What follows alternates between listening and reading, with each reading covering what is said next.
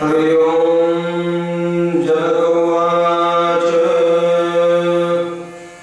कथं ज्ञानमवाप्नोति कथं मुक्तिर्भविष्यति वैराग्यं च कथं प्राप्तुमेतत् ब्रूहि मे प्रभो।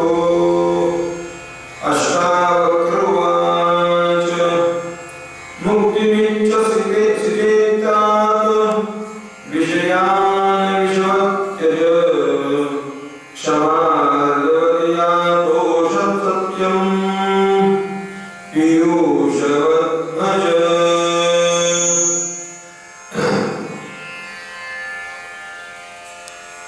गुरुर्ब्रह्मा गुरुर्विष्णु गुरुदेवो महेश्वरः गुरु साक्षात् परब्रह्म तस्मै श्री गुरवे नमः। तेव्हा आपलं हे जे प्रत्येक महिन्याला हे ध्यान शिबिर सुरू केलेलं आहे, या ध्यान शिबिराच्या सत्रामध्ये नेहमी आपण वेगवेगळ्या विषयावर चिंतन करतो. मागच्या वेळेला आपण गोपीगीतावर चिंतन केलं होतं. यावेळेला थोडासा असा विषय आला मला डोक्यामध्ये किंवा अष्टावक्र गीता नावाचा एक विषय आहे, ग्रंथ आहे.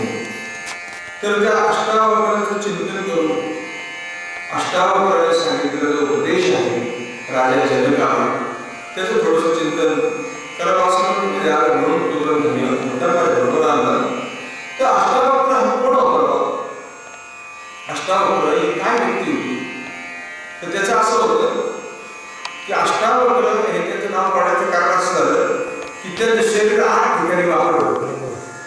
त्यांचं शरीर 8 ठिकाणी वाकडं होतं आणि त्याचं कारण असं झालं होतं की ज्यावेळेला अष्टावक्र आईच्या गर्भामध्ये होते, त्यांचे वडील ऋषी होते. फार मोठे ऋषी विद्वान होते, ज्ञानी होते. आणि गर्भामध्ये ते असताना अष्टावक्राचे पिता जे आहेत ते काहीतरी चर्चा करत होते, वेदावर चर्चा चालू होती आणि त्यांचं खंडन यांनी गर्भातूनच दिलं. उपजताच ज्ञानी हे वर्म जाणून आले लोकांकडे चांगले आपण म्हणतो ना, तसं ह्या गर्भातच ज्ञान होतं आणि गर्भातच त्यांनी पूर्वपक्ष मांडला आणि वडिलांचं खंडन केलं. मग त्यांना असं वाटलं तो हा गर्भात असताना जरी एवढं बोलतो, बाहेर आल्यानंतर काय त्रास दिला. तर त्यांचा थोडासा इगो दुखावला गेला, त्यांचा एक अहम दुखावला गेला आणि मग त्यांनी काय केलं तर त्याला शाप देऊन टाकला. असं कवाकडापर्यंत 8 ठिकाणी वाकडा होऊ शकतो. तर असे ते अष्टावक्र जन्माला आले, पण 8 ठिकाणी उघड होते. आणि बऱ्याच कथा आहेत त्यांच्याविषयी, बऱ्याच कथा आहेत. पण मी मला 1-2 अशा प्रचलित कथा सांगणार आहे आणि मुख्य मुद्द्याकडे मग वळणार आहे. तर अष्टावक्र अशी एक कथा होती. राजा जनकाने अनेक विद्वान लोकांची सभा बोलवली, खूप विद्वान लोक. आणि त्या विद्वान लोकांच्या सभेमध्ये वेगवेगळे विद्वान असे चर्चा करायचे आणि ती चर्चा चालू असताना अध्यात्मावर विषय मांडायचे, अध्यात्मावरती चर्चा व्हायची, पूर्वपक्ष उत्तरपक्ष असं ते सगळं व्हायचं. आणि हे सगळं असताना काय व्हायचं की जर काही एखादा विद्वान हरला तर तो राजा जनक त्याला लगेच जेलमध्ये टाकून द्यायचा. असे कितीतरी विद्वान महाराज जेलमध्ये पडलेले जनकाचे. आणि मग झाला विषय असा की तो राजा जनक त्यांनी काय केलं, मग हे असंच घडायला लागल्यानंतर सगळे विद्वान लोक जेलमध्ये टाकून दिले. आता ती जेलमध्ये पडल्यानंतर प्रकार झाला की कायचं काय, ही गोष्ट गेली काय काळात ह्या अष्टावक्राच्या वडिलांच्या, ते गेले, ती जेलमध्ये पडली. आता ते जेलमध्ये पडल्यानंतर मग अष्टावक्राला कळालं की आपल्या वडिलांना जेलमध्ये टाकण्यात आलेले. मग अष्टावक्र म्हणलं, विचार करत त्यांनी की जर वडीलही जेलमध्ये पडले तर माझं कर्तव्य बनतं की मी त्याला जाऊन तिथून सोडवणं, ते माझं कर्तव्य आहे. म्हणून अष्टावक्राने काय केलं तर तो स्वतः निघाला आणि राजा जनकाच्या दरबाराकडे निघाला.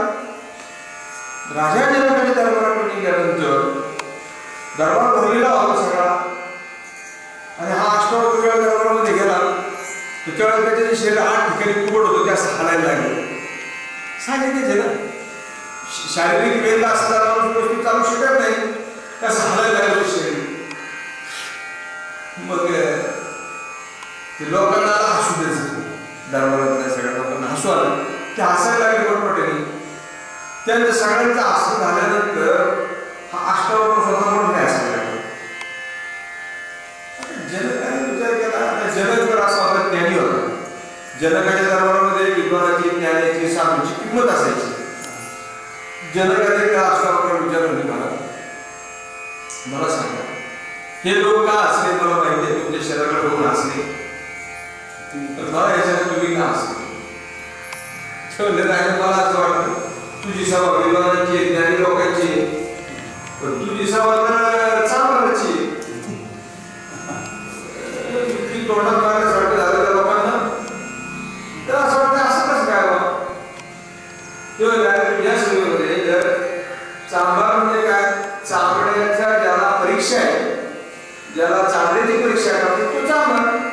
यांनी फक्त माझं शरीर बघितलं, यांनी बाकीचं काय पाहिलं, माझ्या शरीराची ज्यांनी परीक्षा केली, यांनी माझ्या आतमध्ये काय हे बघितलं नाही.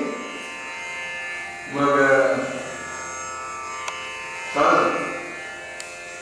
म्हणला ठीक आहे मला, तर त्याला असं उच्चासनावर बसवलं अष्टावक्रांना. उच्चासनावर बसवलं, राजाला काय त्यांनी पाठीपूजा वगैरे केली आणि काही प्रश्न होते, ते प्रश्न विचारले जनकाने. म्हणजे महाराज प्रश्न विचारायचे, पण तुमच्या वयाकडे बघून असं वाटतं की मी तुम्हाला प्रश्न जर विचारले आणि तुम्हाला त्याचं उत्तर देता नाही आलं तर जेलमध्ये जावं लागेल. आणि मला असं वाटतं की त्या लहान वयाच्या या बालकामध्ये ही जर क्षमता नसली तर तुम्हाला शिक्षा करायला माझ्या जीवावर येईल. ते नाही राजा तुझं काय असेल ते विचार करते, तुझं काय असेल ते विचार कर. मग राजाने विचारलं, राजाने असं विचारलं होतं, राजाला एक स्वप्न पडलं होतं, राजाला एक स्वप्न पडलं होतं आणि त्या स्वप्नामध्ये राजा भिकारी झाला. राजा स्वप्नामध्ये भिकारी झाला होता आणि मग राजा जेव्हा जागा झाला तेव्हा त्याला विचार पडला की स्वप्नातला भिकारी जनक मी आहे का आता जागा झालेला सम्राट जनक मी आहे, कोण मी, खरा मी कोण. तर हे खऱ्या मीच्या ओळखीचे प्रश्न सगळ्यांना पडत नाही.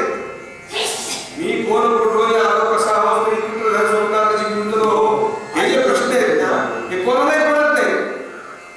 हा जनकाला विचारवाल्याला पडतात, मुमुक्षुला हे प्रश्न पडतात. मग राजा जनकाने विचारलं, म्हणजे महाराज माझा प्रश्न असा आहे की हे खरे का ते खरे, हे खरं का ते खरं.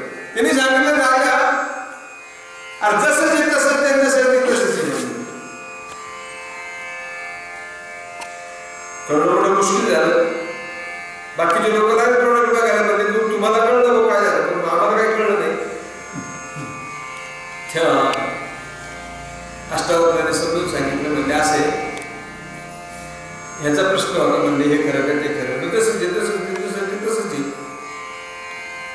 राजा म्हणला मला स्वप्न पडलं होतं, त्या स्वप्नात मग म्हणले स्वप्नामध्ये जो भिकारी राजा झाला होता तो जागा झालेला आहे का. स्वप्नस्थ पदार्थ जागृतीमध्ये आल्यानंतर ते सत्य नाही ठरत, ते मिथ्या ठरतात. स्वप्नेची असते ना, मी जे झालो होतो ना, त्याला काय म्हणतात स्वप्नामधलं जे सैन्य आहे ते मी झालो का नाही. स्वपद आपण केलेला पद म्हणजे स्वप्न. मग स्वप्नामध्ये